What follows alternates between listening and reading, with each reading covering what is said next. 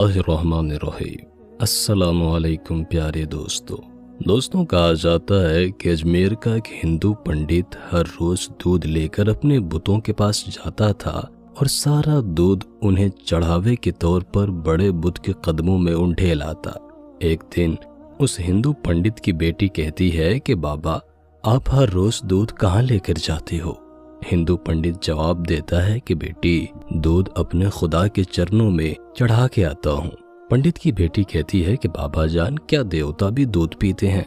हिंदू ने जवाब दिया कि नहीं बेटी, ये दूध पीते नहीं हैं, मैं उनके चरणों में दूध चढ़ा कर आ जाता हूँ। बेटी कहती है कि अब्बा जान, अगर वो दूध पीते नहीं हैं तो आप हर रोज दूध लेकर वहाँ क्यों जाते हैं? पंडित कहता है कि बेटी, ऐसी बेहुदा बातें नहीं करते, तुम इतना जान लो कि देवता दूध नहीं पीते। इस पर लड़की ने कहा कि बाबा, कल मैं दूध लेकर जाऊंगी और हर सूरत में अपने खुदा को पिलाकर ही आऊंगी। पंडित ने कहा कि बेटी, ऐसी बातें नहीं करते। लड़की के बार बार जिद करने पर पंडित कहता है कि ठीक है, जैसी तुम्हारी मर्जी, बस याद रखना कि जब मंदिर में कोई न हो तब जाना।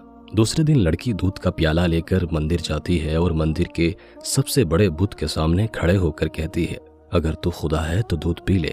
बुत तो आखिर बुत ही था, वो कहाँ हिलने वाला था। लड़की गुस्से से बोली, अगर तू मेरा खुदा है और मेरी आवाज को सुनता है तो ये दूध का प्याला पकड़ और दूध को पी ले। वो बार बार जिद करती है और आखिरकार लड़की गुस्से से बुत के चरणों में अपना सर दे मारती है। वो लड़की अपने जिद को बरकरार रखते हुए कहती जाती है कि अगर तू मेरा खुदा है तो दूध पिएगा, तभी मैं घर को वापस जाऊंगी, वरना मैं यहाँ अपनी जान दे दूंगी। उस बेचारी लड़की को क्या पता था कि बुत कभी हरकत नहीं करते।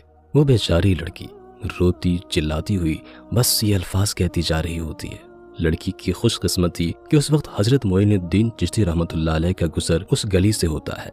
मंदिर का दरवाजा खुला होता है और आप देखते हैं कि एक लड़की बुत के सामने प्याला लिए खड़ी है और सर से खून बह रहा है। हजरत ख्वाजा मोइनुद्दीन चिश्ती रहमतुल्लाह अलैह मंदिर के अंदर जाते हैं और रोती हुई लड़की से पूछते हैं, बेटा, क्या तुम्हें कोई परेशानी है? तुम्हारे सर से खून बह रहा है। लड़की आप रहमतुल्लाह अलैह के चेहरा की तरफ देख कर कहती है, बाबा जी, तुम्हें मुझसे क्या लेना देना है? ये मेरा और मेरे खुदा का मामला है। हजरत मोइनुद्दीन चिश्ती रहमतुल्लाह अलैह फिर से लड़की को कहते हैं, बेटा, बताओ तो सही, क्या बात है, किस वजह से रो रही हो? इस पर लड़की कहती है कि बाबा जी, मैं अपने खुदा को कह रही हूँ कि दूध को पी लो ताकि मैं अपने घर वापस जाऊं और जाकर सबको बताऊं कि हमारा खुदा भी सुनता और खाता और पीता भी है। हजरत मोइनुद्दीन चिश्ती रहमतुल्लाह अलैह उस लड़की को समझाते हैं कि बेटा, बुत कभी हरकत नहीं करते, आप ये जिद क्यों कर रही हैं? लड़की ने जवाब दिया कि बाबा जी, मैंने अपने खुदा को तो दूध पिलाकर ही जाना है, अगर इसने दूध ना पिया तो मैं अपनी जान दे दूंगी। हजरत मोइनुद्दीन चिश्ती रहमतुल्लाह अलैह जब लड़की में ये जुनून देखते हैं तो बुत के पास जाकर बुत का कान पकड़ के कहते हैं, तू दूध क्यों नहीं पीता? इस लड़की को क्यों इतना रुला रहा है? देखता नहीं कि इस लड़की के सर से खून बह रहा है। बस आपका हाथ लगते ही बुत में हरकत पैदा हो जाती है। बुत ने दूध का प्याला पकड़कर दूध पीना शुरू कर दिया। जब बुत दूध पी लेता है तो बच्ची बहुत खुश होती है और कहती है कि मेरी कसम पूरी हो गई है, अब मैं अपने घर जा सकती हूँ। लड़की जब अपने गांव में जाती है तो गांव वाले लड़की की हालत देखकर पंडित से कहते हैं, तेरी बच्ची ने आज तेरी इज्जत को मिट्टी में मिला दिया है, इसके सर और कपड़ों पर खून लगा है। ऐसा महसूस होता है कि किसी ने तेरी बच्ची के साथ बदकारी की है। सब गांव वाले जमा हो जाते हैं और कहते हैं, बता तेरे साथ क्या हुआ है, किसने तेरी हालत ऐसी की है? लड़की ने मुस्कुराते हुए जवाब दिया कि मेरे साथ कुछ भी नहीं हुआ, ना ही मेरी इज्जत पर किसी ने हाथ डाला है, मैं तो अपने खुदा को दूध पिला कर आ रही हूँ। गांव वाले कहते हैं कि पंडित की बेटी का दिमाग खराब हो गया है, ये लड़की पागलों वाली बातें कर रही है। लड़की ने जवाब दिया कि अगर आपको यकीन नहीं आता तो मेरे साथ चलें, मैं आपके सामने देवता को दूध पिलाकर दिखा दूंगी। अगली सुबह सारे गांव के लोग ये माजरा देखने के लिए मंदिर पहुंच जाते हैं। पंडित और इसकी बेटी भी उनके साथ जाते हैं। लड़की बुत से कहती है कि ऐ खुदा, दूध पी ले। एक बार नहीं, कई बार कहती है ये, पर बुत बिल्कुल हरकत नहीं करता। वहां लोगों का मजमा यही कहता है कि लड़की पागलों वाली हरकतें ना कर, देवता हरकत नहीं करते। लड़की कहती है कि मेरे खुदा, तुझे मेरी इज्जत की कसम है, दूध पी ले, पर बुत को कोई असर नहीं होता। लड़की बुत को कहती है कि दूध पीता है कि मैं कल वाले बुजुर्ग को बुला कर लाऊं। लड़की के मुंह से ये अल्फाज निकलते ही बुत दूध का प्याला उठाता है और पूरा पी जाता है। वहां सब लोग ये माजरा देखकर حیران ہوتے ہوئے کہتے ہیں کہ بیٹا وہ کل والا بزرگ کون ہے جس کا تم نام لے رہی ہو؟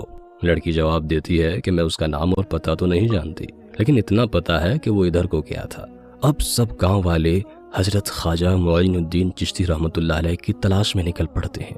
ایک درخت کے نیچے حضرت خواجہ معین الدین چشتی رحمۃ اللہ علیہ کو عبادت میں مشغول دیکھ کر وہ لڑکی کہتی ہے، یہی ہیں وہ بابا جی جن کے نام پر بت نے دودھ پی لیا ہے۔ سب آپ رحمۃ اللہ علیہ کے قدموں میں گر پڑتے ہیں اور کہنے لگتے ہیں، بابا جی وہ کون سا جادو ہے جس کے ذریعے پتھر بھی دودھ پینے لگتے ہیں؟ آپ نے فرمایا کہ وہ کوئی جادو نہیں ہے جس کے ذریعے سے بت نے دودھ پی لیا، وہ تو سب میرے رب کا فضل و کرم ہے۔ لوگ کہتے ہیں، بابا جی آپ کا رب کون ہے؟ آپ رحمۃ اللہ علیہ جواب دیتے ہیں کہ میرا رب سب کو زندگی اور موت عطا کرنے والا ہے، جس کی مرضی کے بغیر پتا بھی حرکت نہیں کر سکتا۔ وہی زمین و آسمان کا مالک ہے، وہی رزق عطا کرنے والا ہے۔ سب لوگ حضرت معین الدین چشتی رحمۃ اللہ علیہ کو بڑے ادب کے ساتھ پوچھتے ہیں کہ آپ کون ہیں اور آپ رحمۃ اللہ علیہ کا مذہب کیا ہے؟